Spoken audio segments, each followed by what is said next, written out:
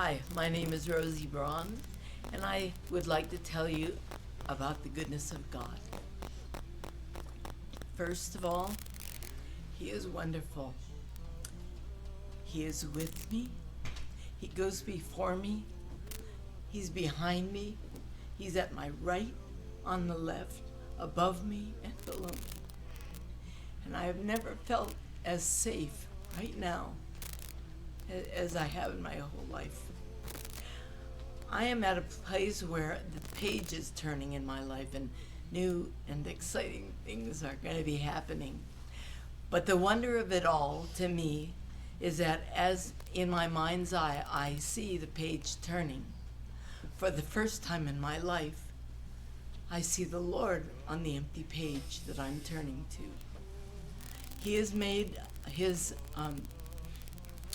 presence known to me through the word, through His word, because every time I open the word, He allows a little word to jump out at me and assure me that that word is for me.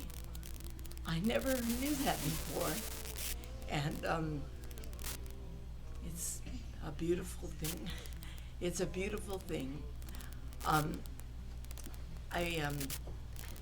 I had just been studying about one of the queens in Hawaii for probably about a year. And I kept feeling the Lord telling me, look into this particular queen. Her name was Lili'u Okalani. And then He got very specific and said, she was a very prolific writer, songs and stories and things. And it was like the instruction was, look at her songs, read them, read her songs. I need specific directions a lot. And so I started looking at her songs, and one of my favorite songs was called The Queen's Prayer. And I really didn't know it in English. I only knew it in Hawaiian, which is kind of a handicap when I don't speak the language. Anyway, I was able to obtain the translation for the Hawaiian that I have been singing for years. And in the English words, it was Rosie interpretation, okay? Doesn't matter what it looks like, I am with you. I am always with you. And that's all that the song said. And there are a lot of things that people have thought were the truth about what happened years ago in Hawaii, and I'm in the process of studying what happened. But one of the most important things that I learned in this preliminary part of my studying is that there was a young Hawaiian man, and his name was Obukahia. And to give you the highlights of it, he was 10 years old when he left Hawaii. And the captain aboard a whaling ship took him on as his, a busboy that works on the ship. It took 2 years to get from Hawaii to Connecticut, where the captain took him under his wing, continued to keep him under his wing, and encouraged him to learn things, because he noticed during that 2 years that this young boy was extremely smart. The kind where you only had to teach them once and they got it. And he wanted to be able to read because he saw the men on the ship reading, and he heard them speaking in the language. And now when he went on the ship, he only spoke Hawaiian. They encouraged him to write down the sounds of the Hawaiian, so that by the time he got to Connecticut, he had books already translating Hawaiian into English. But during that 2 years that he was en route to Connecticut, these were Christian men on this ship. And he was learning about this, this God who loves. And of course, he didn't know anything like that because he was a heathen. When he got to Connecticut, shortly thereafter, and continued to learn more about God, he was converted. And the cry that God put in his heart, when he left Hawaii, he was 10. So 2 years to get to Connecticut, 10 or 12, they're not sure. Anyway, 2 years to get to Connecticut, and it was a couple of years later that he was converted. But the cry that God put in his heart was, still in broken English, I go home. I go home. I go home. I take God home, that my people will learn about God. So there are a lot of stories that have been passed on through the years, and they were not good stories. But there is the truth that's now coming out. And because of his conversion and this deep desire to return to Hawaii so that his people would learn about Jesus, the church that was in Connecticut that he was attending established a missionary outreach thing, and they were going to go to Hawaii as one of their first mission places. Well, Obukahia got sick and he died. But his love for them, his love for his people, but mostly his love for Jesus, inspired the people in that church to send forth 7 missionaries. Now, whalers had been coming to Hawaii 40 years before the missionaries came, and they did a lot of havoc with the people. And by the time the missionaries got to Hawaii, 80% of the Hawaiian people had 2 different diseases and stuff. But the missionaries had a job to do.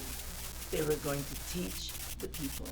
And the Hawaiian people, they couldn't understand when the missionaries told them, no, we came to live with you, to learn of your ways, to help you. And this was an enormous thing. By the time they got to Hawaii, King Kamehameha had united the islands. He had died. The kapus, those are like the taboos of the time, were all gone. The United Islands were able to accept the missionaries as they came in. And the first sermon that was ever preached on the island of Oahu was a place called, it was a spring kind of in the middle of Honolulu, and it was owned by one of the royalty, and her name was Hau. So the name of the place became Kauai Hau, and there now is a church on that piece of property. That is where really Christianity began. It is in its 5th renovation, and the missionary that went to Oahu, Bingham, was also an architect, and he designed the church that now stands there in 16,000 one-ton coral bricks. The acoustics are outstanding, so that when they sing or play music, it's right on perfect.